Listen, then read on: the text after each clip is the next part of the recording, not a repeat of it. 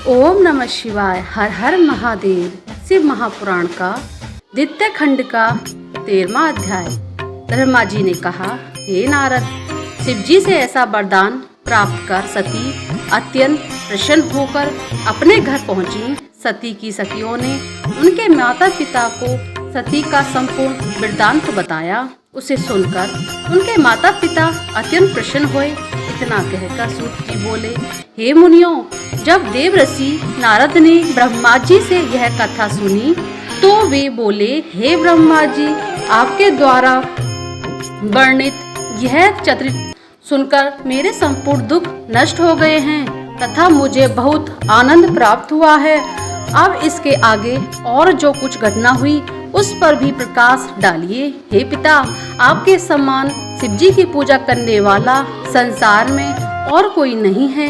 नारद जी की यह वचन सुनकर ब्रह्मा जी बोले, हे नारद, जब मुझको यह वृत्तांत मालूम हुआ तो मैं प्रसन्न होकर शिव जी के पास गया। वहाँ हाथ जोड़कर उनकी बहुत स्तुति की तथा निवेदन किया कि मुझे क्या आज्ञा है। शिव जी ने उत्तर दिया, हे ब्रह्मा, सती ने हमारी बहुत आराधना की है तथा हमने उनको वर दिया है, सो तुम दक्ष प्रजापति के पास जाकर कहो कि वह हमारे विवाह की तैयारी करें।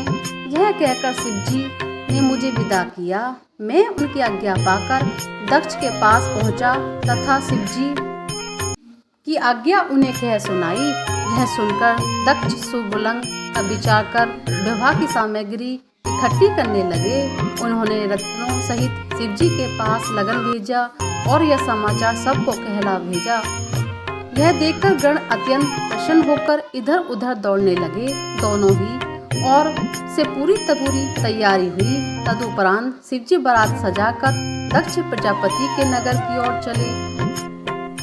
बारात जब दक्ष प्रजापति के नगर के निकट पहुंची तब शिवजी ने 70 ऋषियों को दक्ष के पास भेजा। दक्ष प्रजापति बारात को नगर के निकट आया जानकर अगवानी के लिए चले। वे सबसे भेंट कर हाथ जोड़ बारात को अपने मंदिर ले चले। उस समय में विष्णु, अष्टवसु, 11 रुद्र, 12 सूर्य, सिद्ध, भूत प्रेत, गंधर्व, किन्नर, विद्याधर, देवता, मुनि तथा अप्सराओं शिवजी सहित दक्ष के द्वार पर जा पहुँचे। चारों ओर से जय जयकार होने लगा। वेद एवं कुल की रीति के अनुसार सब कार्य हुए, गायन होने लगे।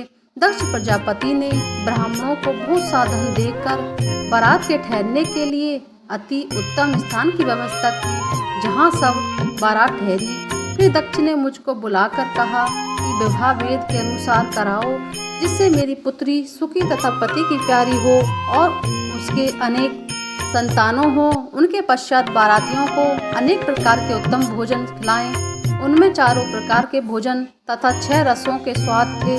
बाराती इस प्रकार के स्वादिष्ट भोजन पाकर तथा अनेक प्रकार के व्यंजन सुनकर अत्यंत प्रसन्न हुए।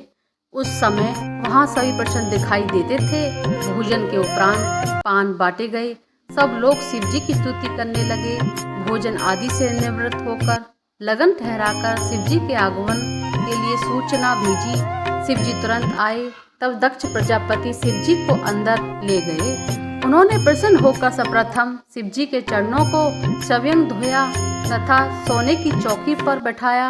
मैंने सब कार्य समयोजित किया तथा सती को बुलाया। उन्हें देखकर सबने प्रणाम किया। तब मैंने तथा विष्णु ने दक्ष को कन्यादान का जो समय बताया। उस समय दक्ष ने उस जल तथा पुत्री का हाथ शिव के हाथ में दिया। हे नारद, लोक में यही सर्वप्रथम कन्यादान हुआ तथा तब से विवाह की यही रीति संसार में फैल गई। बोलिए शंकर भगवान की जय, शिव पार्वती मैया की जय। 13वां अध्याय समाप्त हुआ। 14वां अध्याय अगले वीडियो में सुनेंगे। हर हर महादेव। ओम नमः शिवाय।